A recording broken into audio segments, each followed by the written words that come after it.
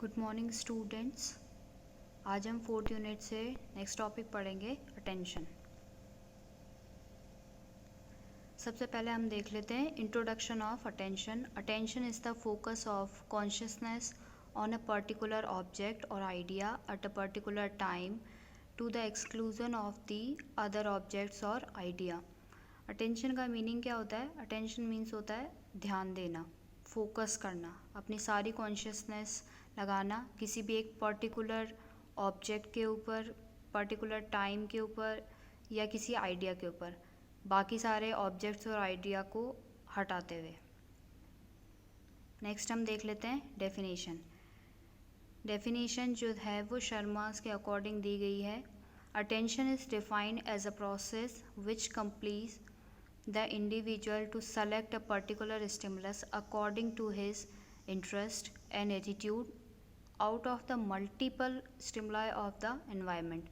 अब अटेंशन की डेफिनेशन में ये बता रहे हैं कि बहुत सारे एनवायरनमेंट के अंदर बहुत सारे स्टिमुलाई प्रेजेंट है, उसमें से एक इंडिविजुअल जो होता है वो पर्टिकुलर अपने इंटरेस्ट के हिसाब से या अपने ओपिनियंस के हिसाब से, अपने एटीट्यूड के हिसाब से एक पर्टिकुलर एक सिंगल स्टिमुलाई चुनता है ध्यान देने के लिए। इसके बाद में नेक्स्ट है attention is the concentration of the consciousness upon one object rather than upon another. इस नेक्स्ट डेफिनेशन ये कहती है कि अटेंशन का मीनिंग होता है कंसंट्रेट करना, ध्यान देना अपनी सारी कॉन्शियसनेस को किसी एक पर्टिकुलर ऑब्जेक्ट के ऊपर, ना कि दूसरे ऑब्जेक्ट के ऊपर। बाकी सारे ऑब्जेक्ट्स को छोड़ते हुए किसी पर्टिकुलर एक ऑब्जेक्ट के ऊपर, एक आइडिया के ऊपर या एक इंडिविजुअल के ऊपर ध्यान दिया जाता है, तो इसे हम कहते हैं अटेंशन, ध्यान देना। नेक्स्ट हम देख लेते हैं कैरेक्टरिस्टिक्स ऑफ द अटेंशन। सबसे पहले तो it is a selective mental activity, यानी बहुत सारे एनवायरनमेंट के अंदर बहुत सारे ऑब्जेक्ट्स, बहुत सारे इंडिविजुअल प्रेजेंट होते हैं, लेकिन हम किसी पर्टिकुलर एक ही ऑब्जेक्ट या एक ही इवेंट या पर्टिकुलर एक ही इंडिविजुअल को सेलेक्ट करते हैं अपने ध्यान देने के लिए। नेक्स्ट है it constantly shift from one object to another or from one aspect to another.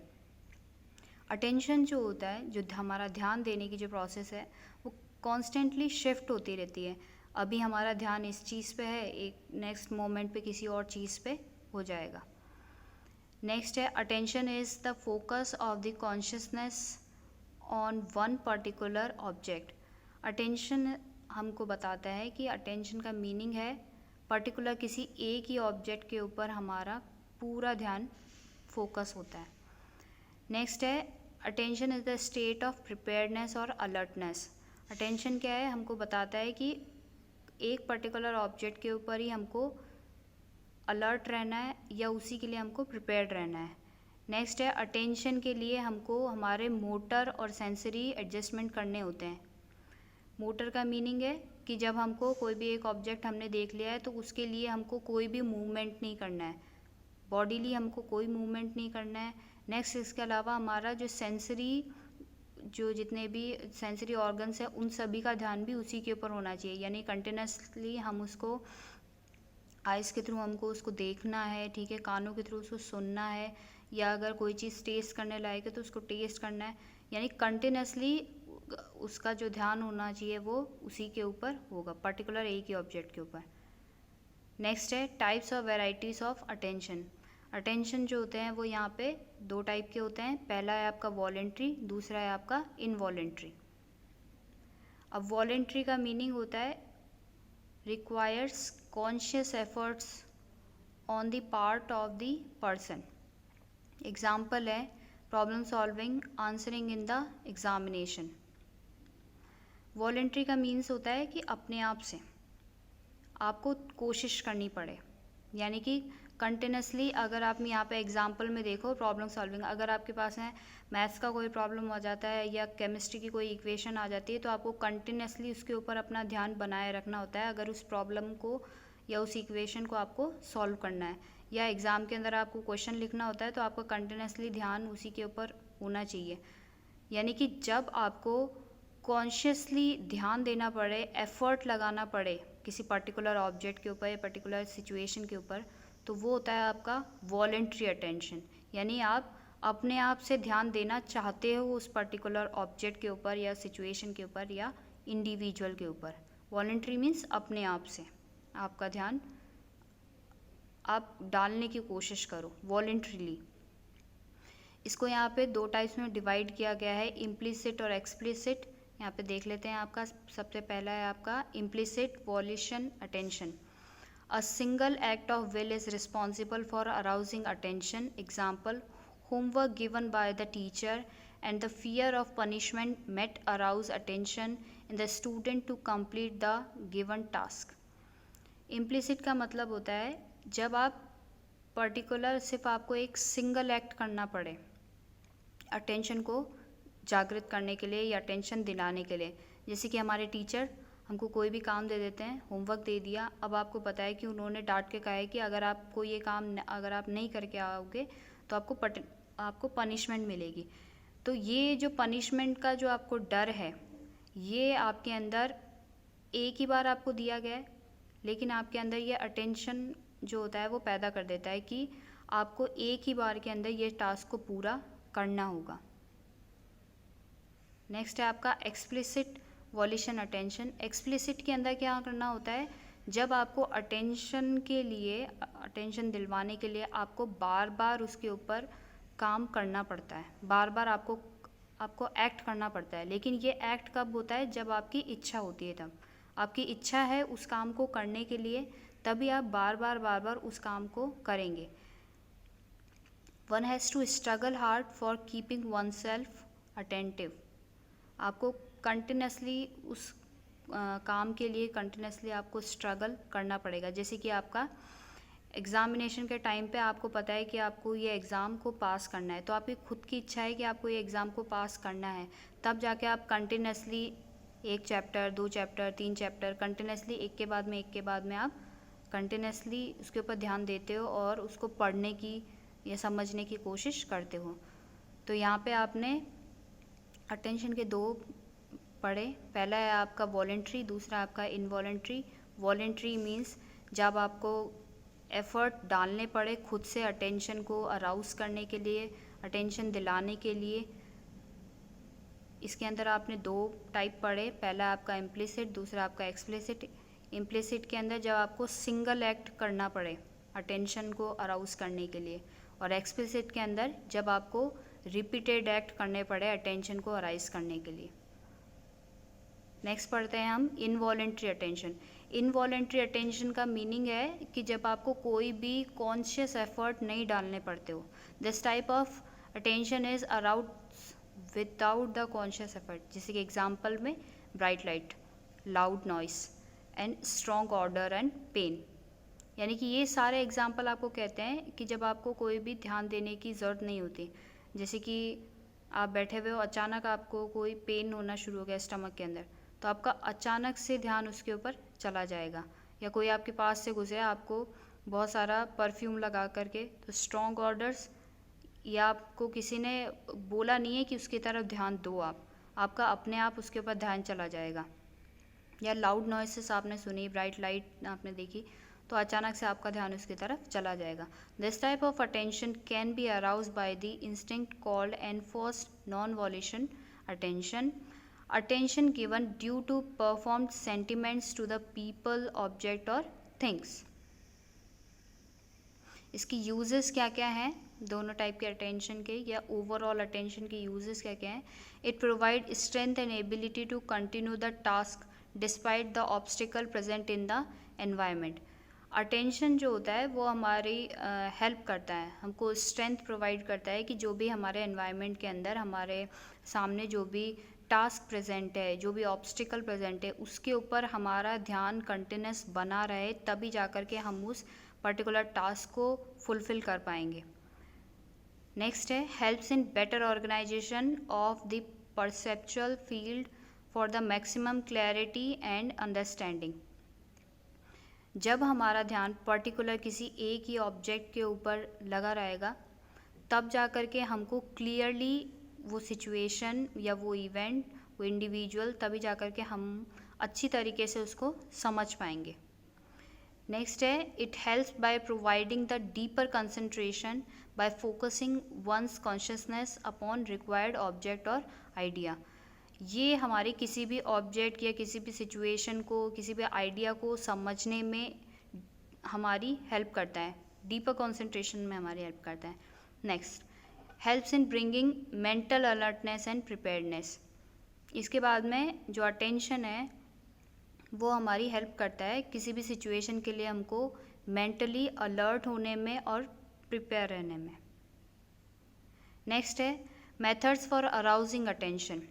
किस तरीके से अटेंशन को अराउज किया जा सकता है, किस तरीके से अटेंशन जगाया जा सकता है, क्रिएट किया जा सकता है। तो इसके हम दो टाइप के मेथड हम पढ़ते हैं। पहला है आपका एक्सटर्नल फैक्टर्स, दूसरा है आपका इंटरनल फैक्टर। तो पहला फैक्टर हम पढ़ते हैं एक्सटर्नल फैक्टर्स। एक्सटर्नल फैक्टर्स को भी बहुत सब डिवाइड हमने किया है, तो वन बाय वन करके हम पढ़ते हैं यहाँ पे। पहला है नेचर ऑफ स्टिमुलाई।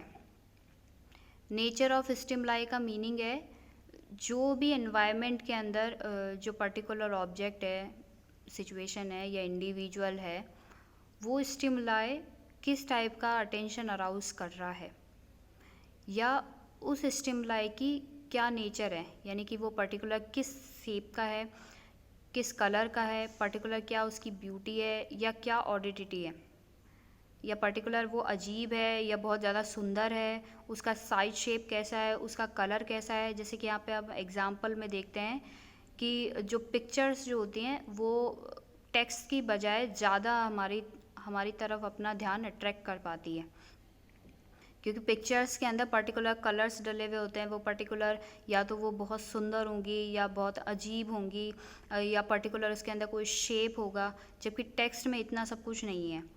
तो जो पिक्चर्स जो होती हैं वो हमारा ज़्यादा ध्यान खींचती है बजाय कि टेक्स्ट मैसेजेस के।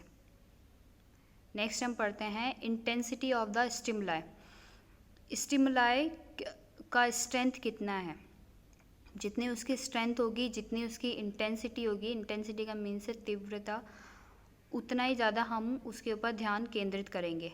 जैसे कि जो भी स्टिमुलाई हमारे सामने है वो कितना, उसकी इंटेंसिटी कितने लाउड है, यानी कि अगर कोई म्यूज़िक सिस्टम में अगर वो पर्टिकुलर बहुत ज़्यादा लाउड नॉइज़ के अंदर अगर चल रहा है, तब जा कर के हमारा ध्यान उसके ऊपर चला जाएगा। या पर्टिकुलर जो कलर्स आप यूज़ करते हो वो कितने ब्राइट होते हैं, जैसे कि पिक्चर्स, वो जितनी ज़्यादा ब्राइट होंगी उतना ही आपका ध्यान उसकी तरफ चला जाएगा। या जब भी आप रोड पे जाते हो तो येलो रंग जो होता है वो आपका ज़्यादा ध्यान अट्रैक्ट करता है, क्योंकि इसकी इंटेंसिटी ब्लैक कलर के ऊपर ज़्यादा होती है। नेक्स्ट है साइज़ ऑफ द स्टिमुलस। ये जनरल रूल है कि जितना बड़ा आपका स्टिमुलाई होगा उतना ही ज़्यादा आपका ध्यान उसकी तरफ अचानक से चला जाएगा। ठीक है, आप पर्टिकुलर किसी रूम के अंदर एंटर करते हो, अगर बहुत बड़ी कोई चीज़ आपके सामने रखी होती है तो आपका ध्यान उसकी तरफ इजीली चला जाता है। बहुत बड़ा अगर कोई बॉक्स पड़ा है तो आपका ध्यान इजीली उसके ऊपर चला जाता है। अगर वही उस बड़े से कमरे के अंदर एक छोटा सा ऑब्जेक्ट रखा दिया जाए तो आपका ध्यान उसकी तरफ इजीली नहीं जाएगा। नेक्स्ट है आपका contrast of the stimuli. Contrast का मीनिंग है चेंजेस होना। Changes and contrast usually attract more of the attention. We do not notice the ticking of the watch usually, but when it stops, we notices novelty and newness attract attention. Contrast का जो है वो हमने पहले भी आपने perception के अंदर भी पढ़ा है कि जितने ज़्यादा हम कंट्रास्ट यूज़ करते हैं, जितने ज़्यादा हम कलर्स के अंदर चेंजेस लेकर आते हैं, उतने ही ज़्यादा हम किसी भी पर्टिकुलर स्टिमुलाई की तरफ ध्यान हमारा जाता है। जैसे कि हमने वहाँ पे फिगर और बैकग्राउंड के बारे में भी पढ़ा था कि अगर जो फिगर होता है, अगर वो और आपका जो बैकग्राउंड है अगर सेम कलर के अंदर अगर आप यूज़ करते हो तो आपका ध्यान उसके ऊपर इजीली नहीं जाता है। लेकिन अगर आपने उनके कलर कॉम्बिनेशन अगर चेंज कर देते हो, यानी कि अगर वाइट बैकग्राउंड के अंदर अगर आपने कलर्ड इमेज डाली है तो आपका ध्यान ईजिली, क्योंकि उसके अंदर कंट्रास्ट हो गया है, चेंजेस आ चुके हैं, तब जा कर के आप उसके ऊपर ध्यान आपका जाएगा, टेंशन आप तभी दे पाओगे उसके ऊपर। नेक्स्ट है location of the stimulus. The area where the stimulus located is also important for attracting the attention. आपकी जो स्टिमुलस की जो लोकेशन होती है उसके ऊपर भी आपका अटेंशन जो होता है वो बेस्ड होता है. जैसे कि यहाँ पे एग्जांपल में दे रखा है कि advertisement on the upper half or on the front page attracts more attention than being located. अगर आप किसी भी चीज़ का ऐड देखते हो, अगर बोर्ड के ऊपर वो सबसे ऊपर अगर लगा हुआ होता है या फिर न्यूज़पेपर में फ्रंट पेज पे आता है तो आपका ध्यान जो होता है वो इसकी तरफ इजीली अट्रैक्ट हो जाता है, बजाय कि वो कहीं बीच में होता है या कहीं कोने में होता है या कहीं और छुपी हुई जगह में होता है. तो जो स्टिमुलस की लोकेशन है उसके बेसिस पे भी हमारा अटेंशन डिपेंड करता है कि वो कौन सी जगह सिचुएटेड है. नेक्स्ट है आपका रिपीटेशन ऑफ द स्टिमुलस. जितनी बार स्टिमुलस रिपीट होता जाता है उतनी बार हमारा अटेंशन उसकी तरफ होता जाता है. A misspelled word in the same paragraph for more than 2 times tend to get noticed more often. अगर किसी एक पैराग्राफ के अंदर कोई भी एक मिस स्पेल्ड वर्ड, अगर स्पेलिंग अगर किसी वर्ड की गलत नहीं है और वो 2 या 2 से ज़्यादा बार आती है तो आपका ध्यान इजीली उसके ऊपर चला जाता है. But the excessive repetition of the stimulus can also diminish the attention. But अगर यही रिपीटेशन होता जाए स्टिमुलस का, एक्सेसिव में अगर गलत चीज़ें होती जाएँ तो आपका पूरा जो अटेंशन जो होता है वो कम भी हो सकता है. एग्जाम्पल में आपको समझाया गया है कि people working in a factory with a loud noise become adjusted to that environment. अगर बहुत सारे लोग हैं वो एक फैक्ट्री के अंदर काम करते हैं जहाँ पे बहुत सारी नॉइस होती है रोज़ की रोज़, तो पहले कुछ दिन उसको एडजस्ट करने में इजी नहीं होगा, लेकिन धीरे धीरे वो इस लाउड नॉइस के बीच में एडजस्ट हो जाएगा. वो रिपीटेडली जो स्टिमुलस हो रहा है यानी रिपीटेडली कंटिन्यूसली जो लाउड नॉइस के तौर पे उसको एक स्टिमुलस मिल रहा है तो वो उसके लिए एडजस्टेबल हो जाएगा. नेक्स्ट है मोशन ऑफ द ऑब्जेक्ट. ये सभी को पता है कि अगर हम किसी भी मूविंग स्टिमुलस को देखते हैं तो हमारा ध्यान इजीली उसके ऊपर अट्रैक्ट होता है, बजाय कि वो सीधी खड़ी है या स्टैंडिंग पोजीशन के अंदर ही है या तब जा कर के हम उसके ऊपर ध्यान नहीं देते हैं. लेकिन अगर वो मूविंग होती है तो हमारा ध्यान इजीली उसके ऊपर चला जाता है. जैसे कि यहाँ पे जब भी हम आपकी क्लास लेते हैं तो ये सब मूविंग नहीं है. जब भी हम क्लासरूम के अंदर आपकी क्लास लेते हैं तो वो एक मूविंग क्लास नहीं होती, लेकिन तो आप उसके ऊपर ध्यान नहीं देते हो. लेकिन अगर कोई मूवी आपके सामने चल रही होती है तो वो ईज़िली आपका ध्यान उसकी तरफ चला जाता है और आप इजीली उसको काफ़ी टाइम तक रिमेंबर कर पाते हो. नेक्स्ट है definitive form of the object. A sharply defined object attracts more attention than a vaguely defined object. अगर एक कॉम्प्लेक्स स्ट्रक्चर पड़ा है आपके सामने जिसका कोई भी एक डेफिनेटिव साइड शेप नहीं है, तो अगर आपको पूछा जाए कि ये आपने क्या चीज़ देखी है तो आप इजीली उसके बारे में नहीं बता पाओगे. लेकिन एक पर्टिकुलर साइज़ के अंदर या पर्टिकुलर एक शेप के अंदर उसको रख दिया जाए उस ऑब्जेक्ट को, जैसे ट्राइंगल है, रेक्टेंगल है, सर्कल है, तो आप इजीली उसके बारे में उस ऑब्जेक्ट के ऊपर आपका ध्यान जाएगा और आप उसको रिमेंबर या लर्न कर पाओगे. नेक्स्ट है isolation of the stimulus. Isolation is an important determinant of the attention. A black dot in a middle of a white page attracts more attention than a dot in a written page. Isolation meaning क्या होता है? अलग होना. अगर एक stimulus बाकी सारी चीज़ों से अलग होता है, डिफरेंट है, तब जा कर के आपका अटेंशन उसके ऊपर जा पाएगा. जैसे कि एग्जांपल में यहाँ आपको दिया हुआ है कि अगर एक बहुत बड़े वाइट पेज के ऊपर अगर आपको एक ब्लैक डॉट लगा दिया जाए तो आपका ध्यान उसके ऊपर चला जाएगा इजीली. लेकिन अगर वही रिटर्न पेज है, बहुत सारा उसके ऊपर कुछ लिख रखा है और उसके ऊपर अगर आपने डॉट लगाया तो आपका ध्यान उसके ऊपर नहीं जाएगा, क्योंकि वो उससे अलग नहीं हो रहा है. वो उस रिटर्न सारी लिखावट के अंदर वो मिक्स हो जाएगा वो डॉट भी. जबकि जहाँ पे खाली पेज था, बिल्कुल ब्लैंक पेज था, वहाँ पे वो ब्लैक डॉट आइसोलेटेड था, अलग था, इसलिए आपका इजीली उसके ऊपर ध्यान गया। नेक्स्ट है आपका interest and attention. Interest is the main factor. अगर आपको कोई भी चीज़ को सीखना है या कोई भी चीज़ को आपको ध्यान देना है तो आपका उसके ऊपर इंटरेस्ट होना चाहिए, तभी जा कर के आप उसके ऊपर अटेंशन दे पाओगे। जैसे कि अगर आपको साइकोलॉजी पसंद ही नहीं है तो आपका ध्यान उसके ऊपर, जो भी हम लेक्चर्स दे रहे हैं उसके ऊपर नहीं जाएगा। अगर आपको एनाटॉमी पसंद है या पर्टिकुलर फंडामेंटल्स या कोई और पर्टिकुलर और सब्जेक्ट्स आपको पसंद है तो आपका ध्यान उसके ऊपर इजीली जाएगा। अगर आपको सीखना ही नहीं चाहते तो पर्टिकुलर आपका ध्यान उसके ऊपर नहीं जाएगा।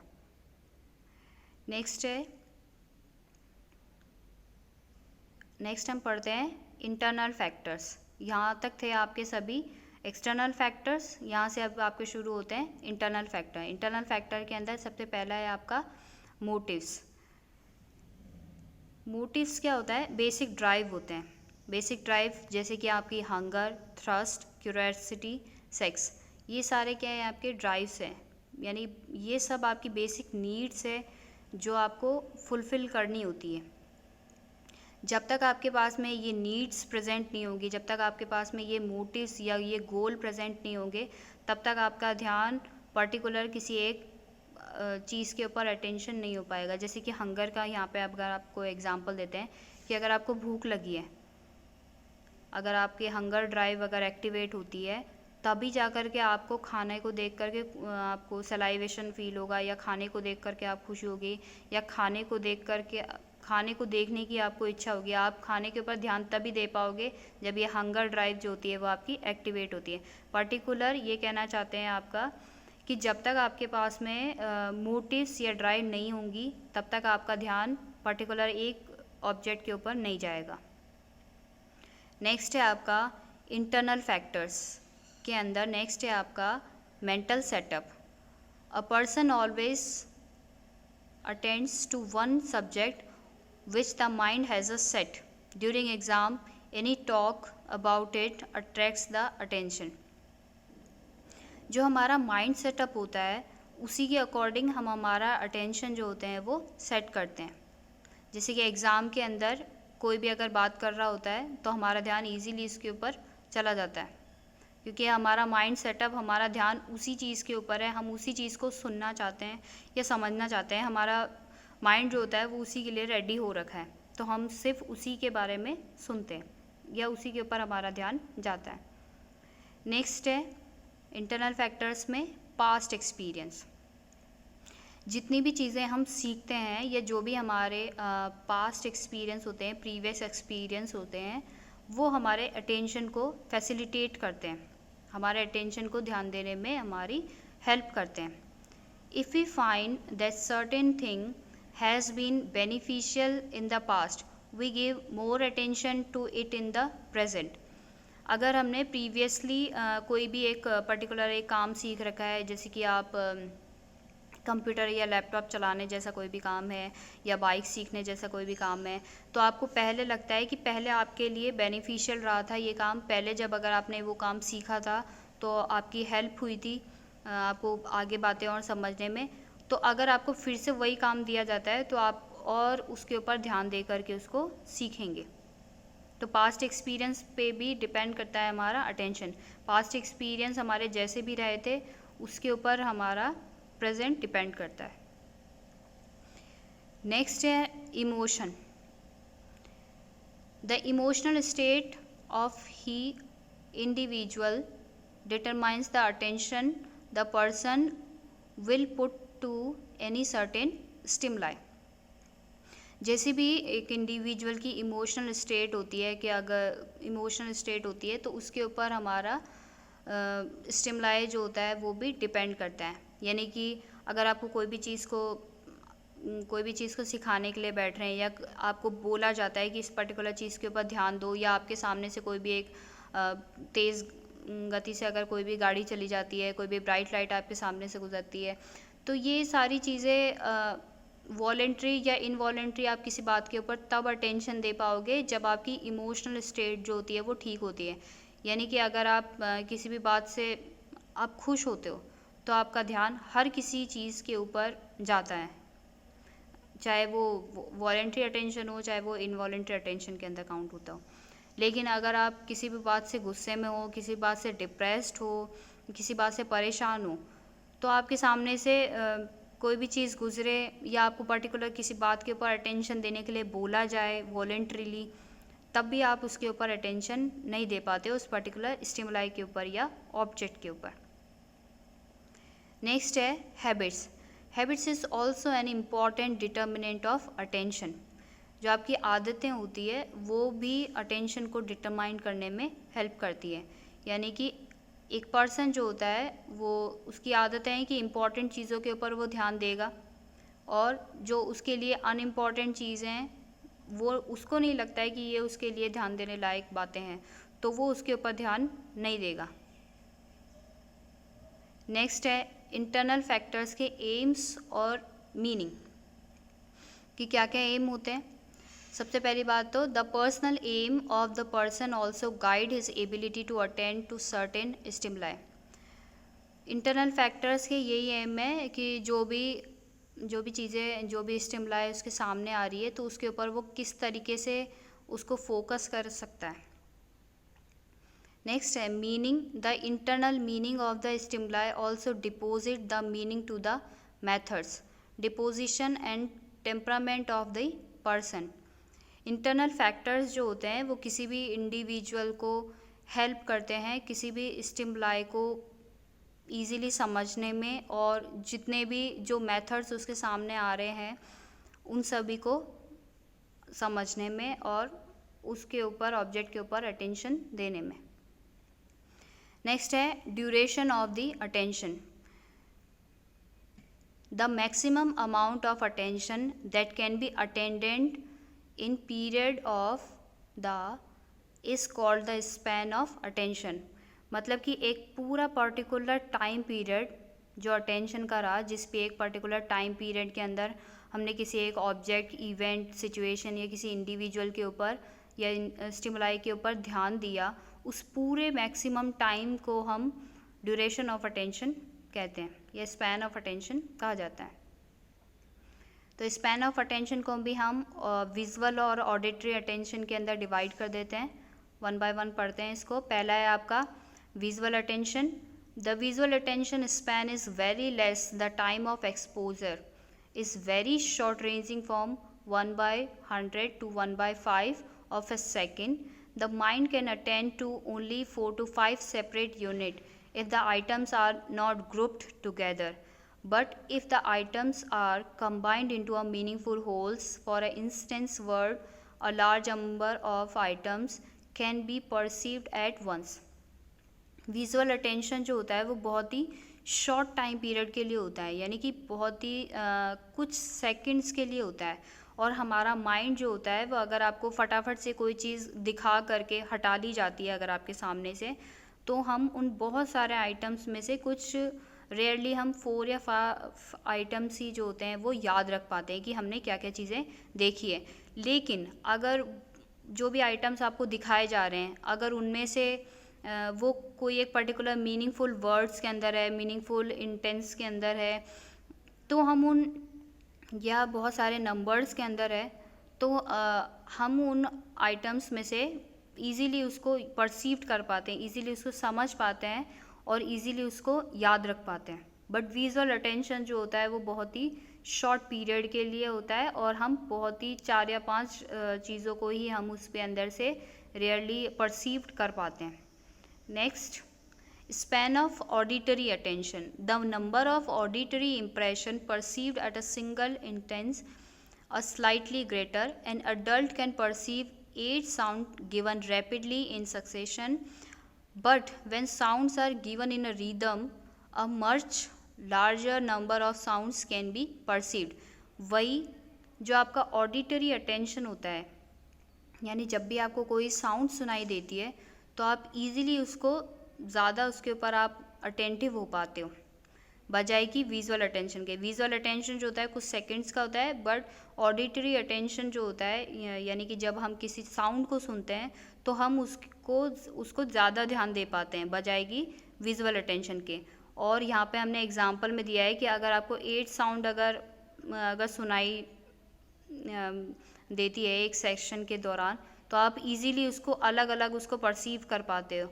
और अगर आपको वही साउंड जो है सिर्फ बोलने की बजाय अगर आपको रिदम के अंदर सुनाई देते हैं, जैसे कि आपका म्यूज़िक, कोई भी गाना अगर आप सुनते हो तो आप ज़्यादा आराम से उसको आप याद कर पाते हो, उसको आराम से उसको समझ पाते हो और काफ़ी टाइम तक उसको रिमेंबर भी कर पाते हैं। अभी यहाँ पे हमने 2 टाइप के अटेंशन ऑफ स्पैन पढ़े हैं। पहला स्पैन ऑफ विजुअल अटेंशन, दूसरा आपका span of auditory attention. Visual attention का स्पैन जो होता है वो बहुत ही शॉर्ट टाइम के लिए होता है। हम रेयरली 4 to 5 आइटम्स को ही हम यहाँ पे सिर्फ उनको ध्यान दे पाते हैं, अटेंशन दे पाते हैं।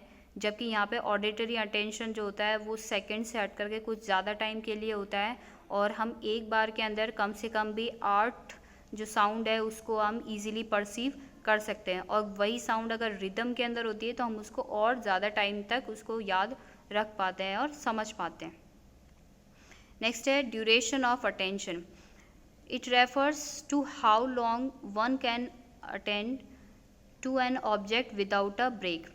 ड्यूरेशन का मीनिंग है कि पर्टिकुलर हम बिना एक भी सेकंड गवाए, बिना एक बार भी ध्यान भटकाए किसी एक ऑब्जेक्ट को कितने टाइम तक उसके ऊपर ध्यान दे सकते हैं। The duration of an attention depends on the nature of the stimulus and the interest of the observer. और जो आपका ड्यूरेशन है अटेंशन का, वो इस बात पे डिपेंड करता है कि पहले तो उस स्टिमुलस का नेचर कैसा है, या वो कितना उसका साइज शेप कैसा था, या पर्टिकुलर वो कितना इंटेंसिटी से आया है, क्या उसके कंट्रास्ट है, और उसके अलावा जो ऑब्जर्वर है उसका कितना इंटरेस्ट रहा है। यहाँ आप देखेंगे स्पैन आया था पहले यहाँ पे, दूसरा यहाँ पे आ रहा है ड्यूरेशन। तो स्पैन और ड्यूरेशन में सिंगल एक ही डिफरेंस होता है। स्पैन जो होता है वो पूरा होल टाइम पीरियड होता है कि कितने टाइम पीरियड तक आपने अटेंशन रखा है, इसके अंदर बीच में आप उसको ब्रेक भी कर सकते हो।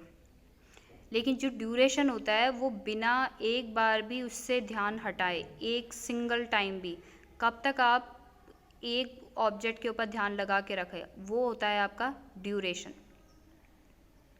नेक्स्ट है sustained attention. Sustained attention means है कंसंट्रेशन, कितनी देर के लिए आपका उसके ऊपर ध्यान रहा।